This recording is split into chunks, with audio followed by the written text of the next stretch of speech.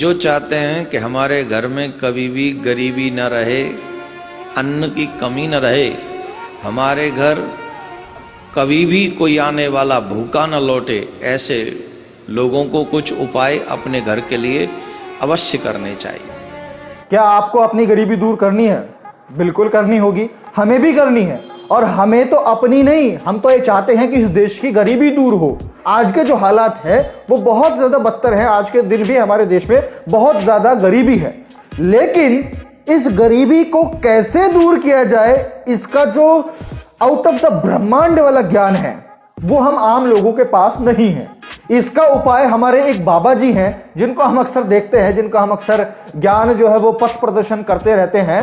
तो आज हम उन्हीं के ज्ञान को देखने वाले हैं कि कैसे हम अपनी या फिर किसी की भी गरीबी को दूर कर सकते हैं। तो चलिए साथ में देखते हैं कैसे वो जो गरीबी है वो दूर होगी।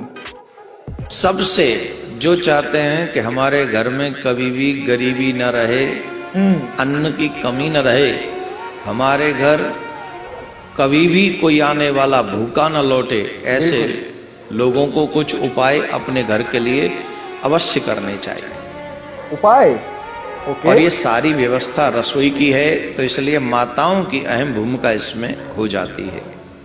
रसोई से गरीबी? पहली बात, चलो, जिस स्थान पर भोजन बनता है उसे हमारे यहाँ रसोई कहते हैं।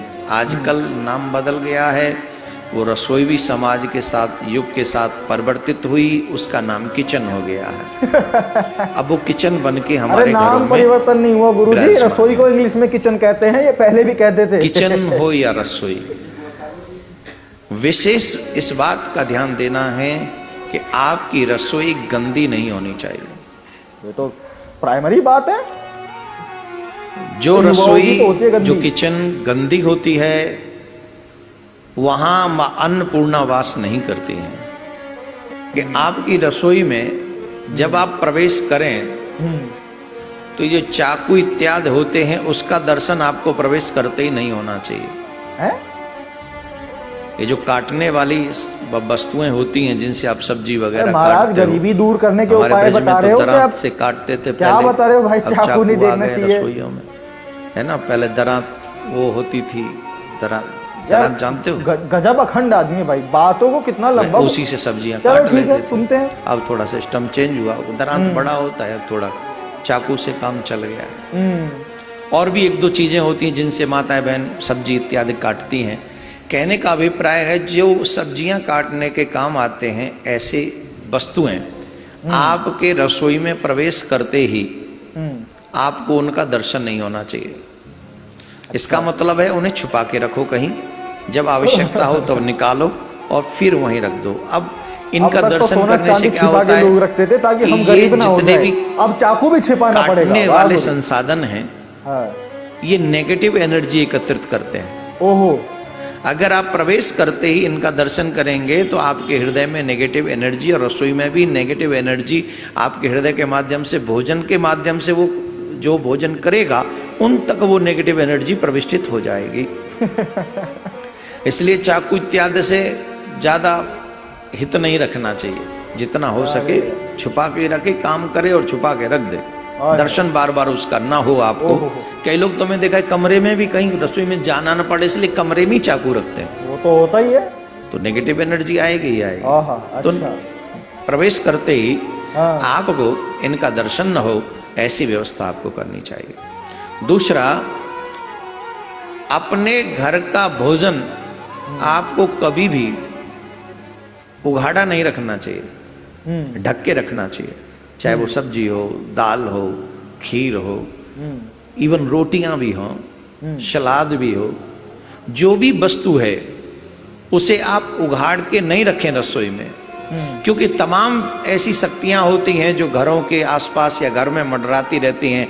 अगर वो उघड़ी रहेंगे, आपके भोजन की भोजन की सामग्री खुली पड़ी रहेगी, तो उसमें कोई भी नेगेटिव एनर्जी जाके प्रवेश कर जाती है, और इससे माँ अन्नपूर्णा भी प्रसन्न नहीं होती, मक्खी गिर जाएगी, मच्छर गिर जाएगा। अरे इसका मतलब है आप रसोई में सावधान नहीं हो। मतलब नेगेटिव एनर्जी जो हमारे आसपास में घूमती रहती हैं, चाहे वो आत्माएं कह लो, भूत प्रेत कह लो, कुछ भी कह लो, अगर हमारा खाना, उसमें अरे प्रवेश ही करना है तो डायरेक्ट हम में कर लेगी ना, हमारे दिमाग में प्रवेश करेगी। वो खीरे के स्लाइस में जाके प्रवेश करेगी, दूध में प्रवेश करेगी।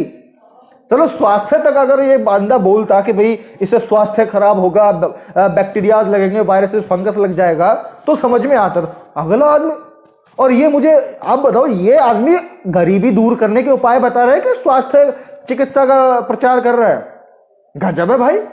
चलो थोड़ा और सुनते हैं। और फिर अन्नपूर्णा माँ रुष्ट हो जाएगी, तो गरीबी आने के चांसेज बहुत तगड़े हो जाएंगे। अच्छा चलो फाइनली गरीबी पे तो आए। इसलिए न तो दूध, हाँ न आटा, हाँ न दाल, हाँ न सब्जी, हाँ। न सलाद, न कोई भी खाद्य भोजन के योग्य जो वस्तु आपने तैयार की है वो खुली हुई नहीं होनी चाहिए, वो ढकी हुई होनी चाहिए। और सबसे अहम बात देवियों को मैं बता दूं, आपके घर में रसोई में बार बार दूध का उफनना अपशगुन है। केयरलेस को अपशगुन में बदल दिया। आपके घर में बार बार दूध नहीं उफनना चाहिए।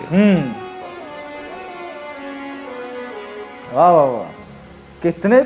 आपके घर में तेल गरम, घी गरम, आपके हाथों को नहीं जलाना चाहिए। कई बार होता है ना कि तेल की एक बूंद गरम कर रहे थे किसी लिए, पकौड़ी के लिए, पूड़ी के लिए घी तैयार कर रहे थे, उठ के आ गया और वो आपके हाथ में छाला डाल गया।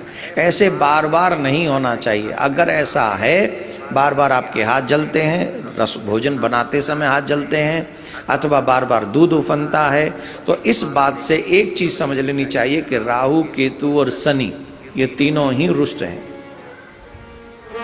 आप गाली दोगे या मैं दूं? तो इन्हें बचाने के लिए क्या करना चाहिए? इनसे बचने के लिए बोले एक काम अवश्य करना चाहिए, घर की पहली रोटी गाय के लिए और घर की आखिरी रोटी श्वान के लिए, मीन्स कुत्ते को खिलानी चाहिए। इससे राहु, केतु और शनि तीनों ही प्रसन्न हो जाते हैं। अगर बार बार दूध उफनता है तो इसका मतलब है वो रुष्ट है, राहु केतु। और वो क्या बोलते हैं, हाथ जल जाए आपको बार बार। कई माताएं बहन तो रोटी सेकते सेकते अपने हाथ जला लेती हैं। इससे भी पता लगता है कि राहु केतु की दशा ठीक नहीं चल रही। मुझे राहु केतु की दशा का तो पता नहीं, एक आदमी की दशा का तो पता नहीं, लेकिन मुझे इस बाबा के दिमाग की दशा मुझे बिल्कुल भी ठीक नहीं लग रही है।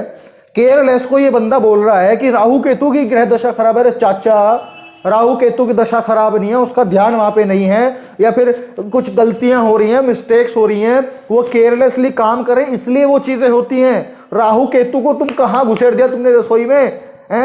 यार अगले आदमी को पूरी नहीं बनाने दे रहे तुम दिन से। अगली बात हमने शुरू करी गरीबी की, बाबा ने, कि गरीबी को कैसे दूर करें। अगला बंदा रसोई के पीछे पड़ गया, महिलाओं के पीछे पड़ गया। चक्कू सामने नहीं आना चाहिए, ये नहीं होना चाहिए, दूध नहीं उबलना चाहिए, खीरा का खाद्य पदार्थ जो है वो उगले हुए नहीं होने चाहिए वरना गलत। यार कैसे लोग हैं। और ताज्जुब की बात तो ये है कि लोग इनको सुनते कैसे हैं। मेरा मुंह लाल हो गया सुन सुन के इसको।